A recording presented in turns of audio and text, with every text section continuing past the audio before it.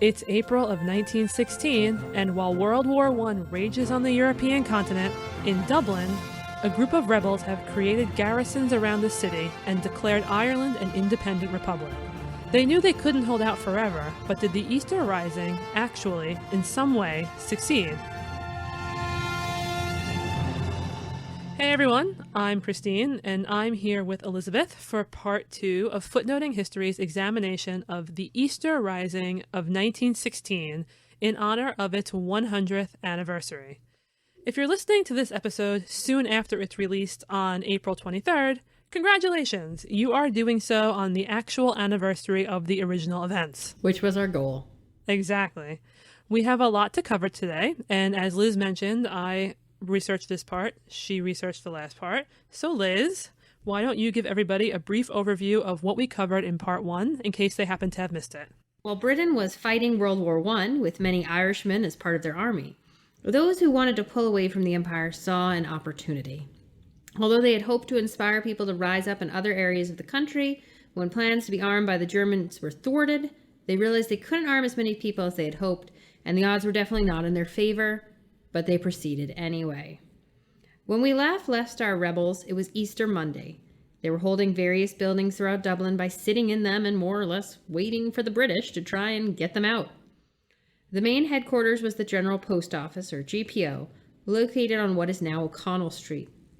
Patrick, and if you listen to our last episode, you can understand that I am now saying Patrick, because I'm anglicized. So Patrick Pearse had just stepped outside and read aloud the proclamation of the Irish Republic, of which he was the head of its provisional government, and a green flag with the words Irish Republic flew above the GPO.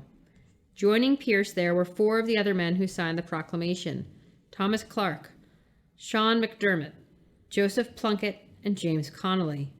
They were accompanied by a doctor, a nurse, who I love her so much, a nurse, Connolly's secretary, and a dedicated group of supporters and fighting men.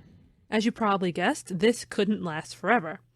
While many people were still celebrating the Easter holiday, word of this takeover of places like the GPO, the College of Surgeons, the Four Courts, and Jacob's Factory spread quickly, and the British reacted. Martial law was enacted, and the lives of ordinary Dubliners was seriously disrupted. A well-loved civilian was killed by a British officer. Looting occurred. Homes were caught in the line of fire, and communication between the GPO and the satellite garrisons was difficult. In the GPO, James Connolly was calling a lot of the military shots. He was also unfortunately hit twice by British shooters. Though the doctor who was there attended to him, he was still in a great deal of pain and unable to walk. By the end of the week, he was giving directions from a bed fixed up near his fighting men because to stop would mean to kill morale. It was all very tense and very dramatic. But the final straw came on Friday. The attacks from the British were growing, and the GPO was now on fire, burning and filling with smoke to the point of being uninhabitable. As evacuation became the only answer, the group retreated. They left the GPO, and they hid in houses on nearby Moore Street. There, they tunneled through the walls, from home to home, climbing through and then passing the injured Connolly on the sheet until they stopped at number 16. It was there, on April 29th, that the men gathered around Connolly's bed, because he was resting in the bed of somebody who had lived there, and in a decision that was not unanimous, decided to surrender. In a little twist that you don't hear about all too often, it wasn't any of the men who actually approached the British. It was the nurse that Liz just said she really liked. And this is why we like her. A nurse named Elizabeth O'Farrell was with them on Moore Street, and she was asked by them to be the person to bring the surrender under a white flag out to the British. This was no doubt a scary and dangerous job, crossing enemy lines with basically no protection. But Pearse and company worried that a man doing the job might just get immediately shot down. I mean, that makes a lot of sense. It does, especially since it was men who orchestrated the whole thing. Yes. Luckily for Nurse O'Farrell, she was not shot, and she made it through. She then brought back word that the British would only accept an unconditional surrender and accompanied Pearse when he turned himself over. Her role didn't end there, though, and O'Farrell spent the rest of her day carrying news to the various garrisons, explaining the order to lay down arms and surrender. She wasn't always met by people who believed her. Also not shocking. Right, who was she to be showing up telling them to stop? Or people who were ready to give up. But eventually, all of the garrison stopped their fighting, and they were taken into custody, where, according to many of the recollections later given, they were in some cases made to sleep outside, not allowed to eat, and called basically every name under the sun. But, for all intents and purposes, the military rebellion of the Easter Rising was over by April 30th. Once the surrender was complete, the British had to decide how to cope with these rebels who had taken over Dublin and held out for nearly a week. This job largely fell on the shoulders of Major General Sir John Maxwell. Under his watchful eye, over 1,000 men and women were interrogated, and 171 people, 170 men, 1 woman, were tried by court-martial as a result.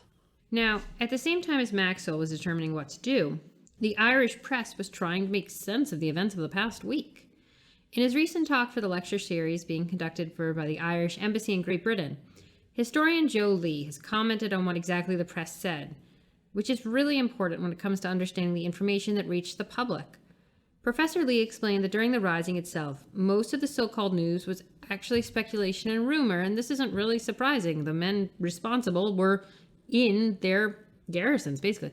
They were inside, and you're not going to get the answer from the British because they also aren't quite up on everything. So there was not much actual information trickling out of Dublin. It was largely set down as martial law. The press pondered the possibilities. Was it inspired by Germany? Was it a class war? Was it a trade union fight?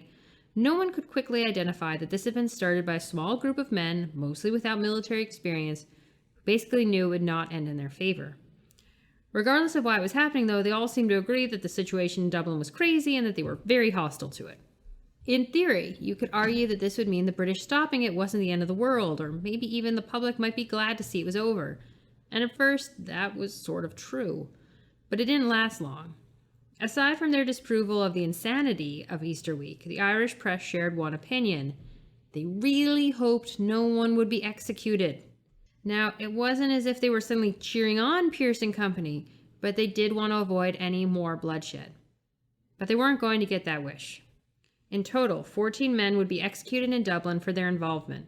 Half of these were the signers of the proclamation, and we've already discussed some of them in our episode last week.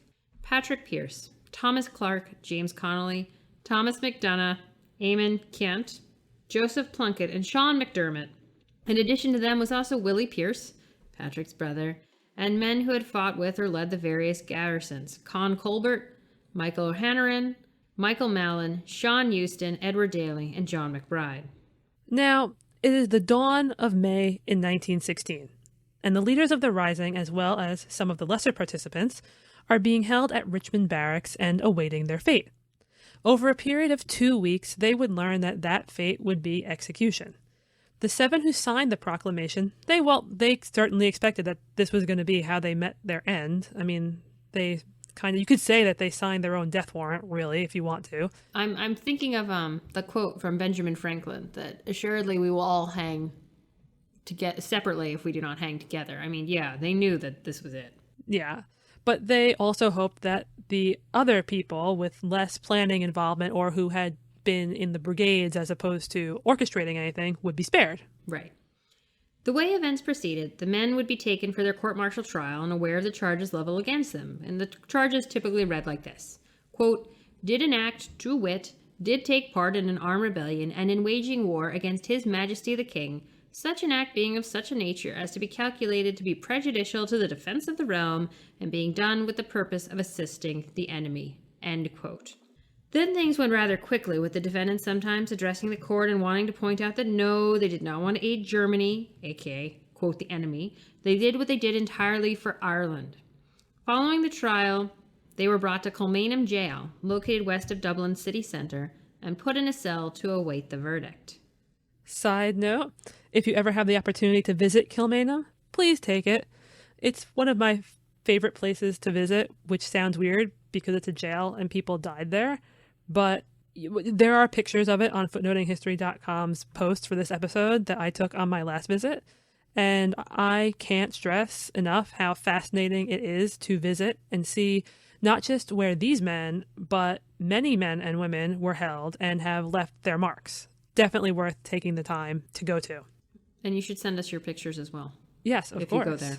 Anyway, now that I've just given my things to do in Dublin moment, which is visit a jail. The sentence of death by firing squad would, in most cases, only be handed down less than 24 hours before the actual event. The men would then have access to a priest and the ability to request visits from their loved ones.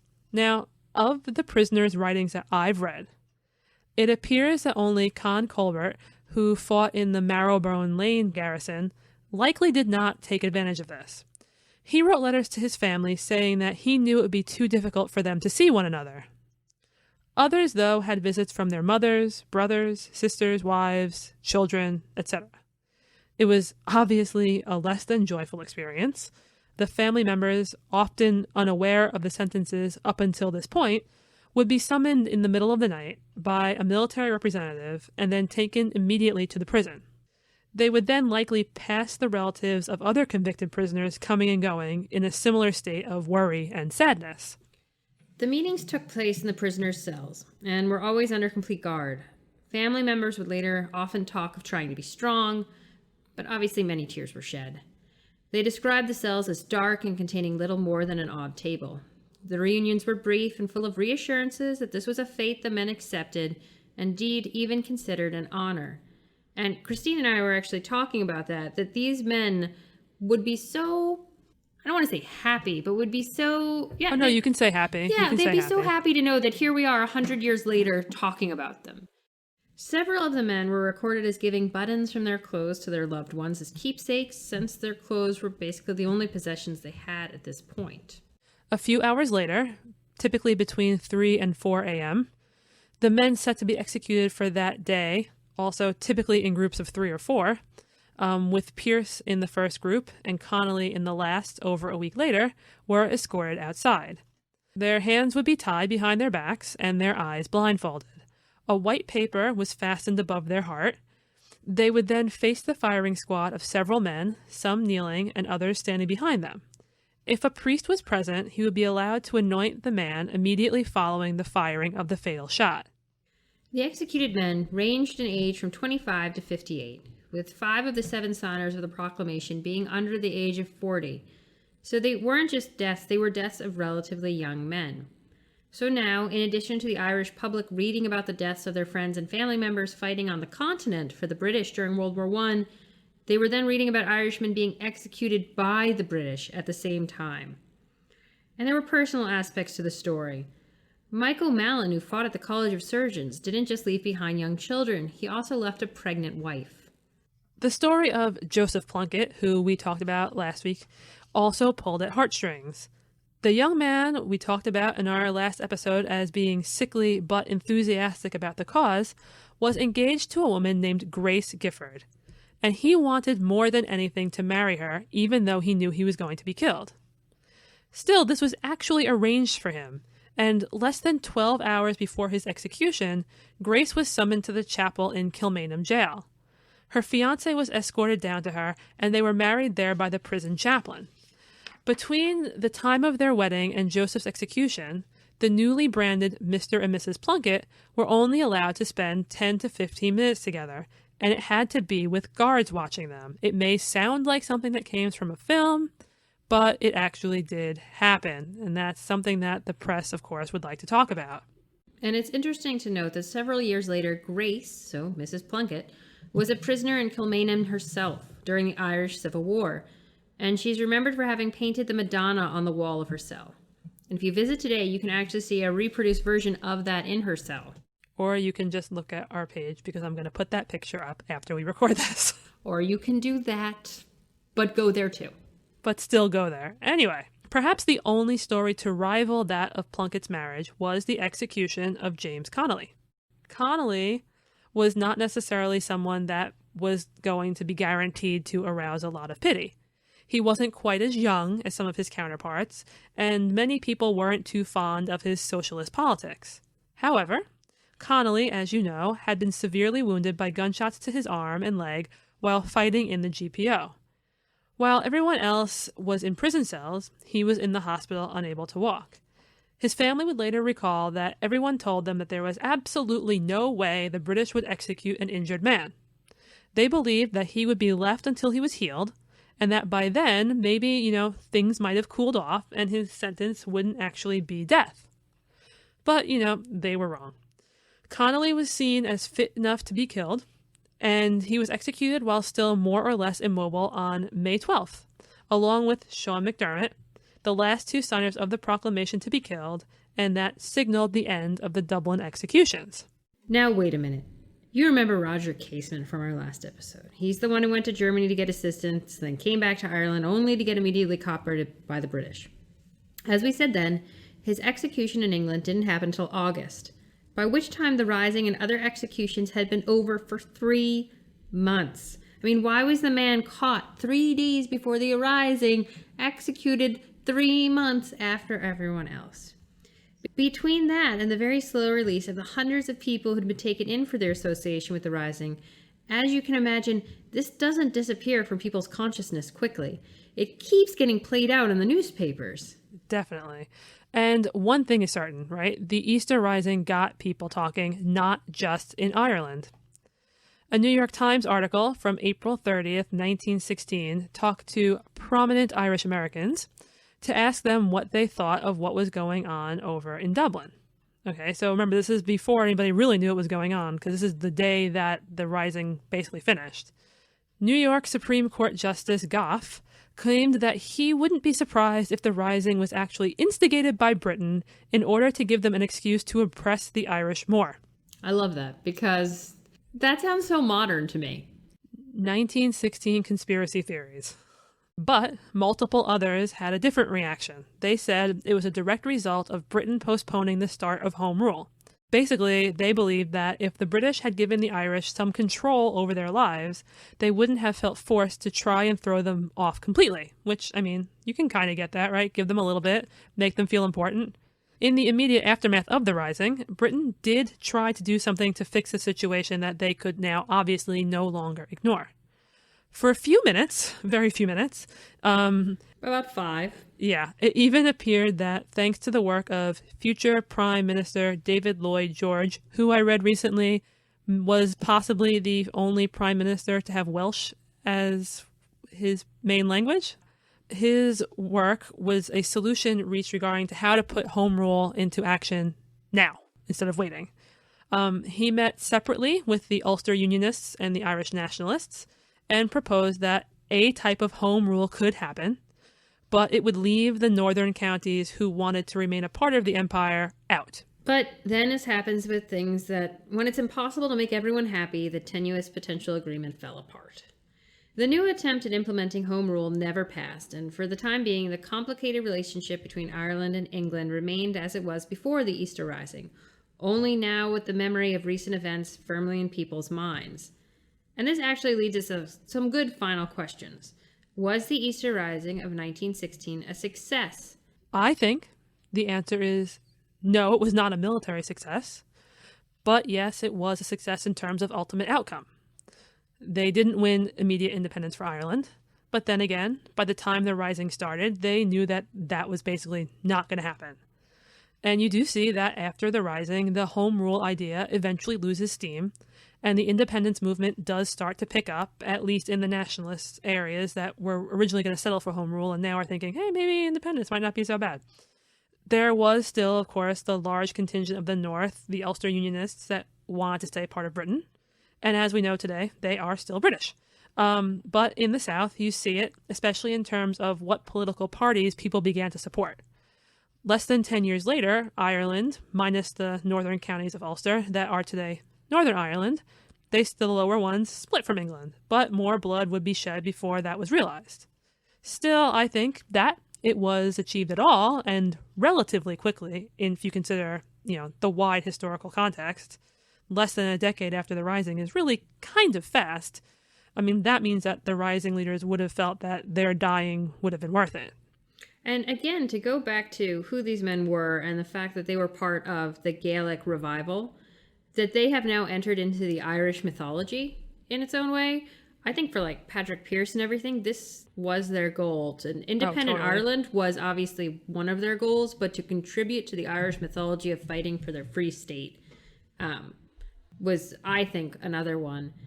And if we're still doing this podcast in 7 years, we totally have to like start doing them on like the treaty and things like that.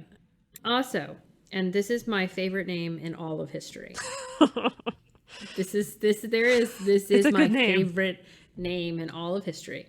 One of Ireland's later very prominent and controversial presidents, Eamon de Valera, favorite name.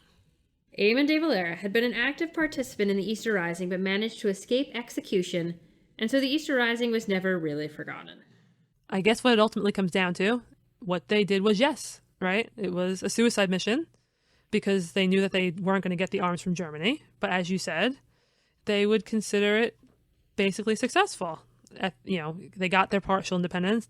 All over Ireland now, 100 years later, it's being commemorated this year with events like the recent Proclamation Day, which was in March, where students were asked to create their own modern version of the 1916 proclamation.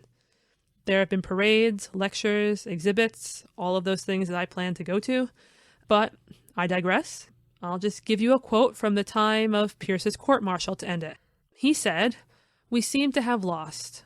We have not lost. To refuse to fight would have been to lose. To fight is to win. We have kept faith with the past and handed on a tradition to the future. You cannot extinguish the Irish passion for freedom. If our deed has not been sufficient to win freedom, then our children will win it by a better deed." This has been Footnoting History. If you like the podcast, be sure to visit our website, footnotinghistory.com, where you can find links to further reading suggestions related to this week's episode, as well as a calendar of upcoming podcasts. You can also like us on Facebook and follow us on Twitter @HistoryFootnote. Until next time, remember, the best stories are always in the footnotes.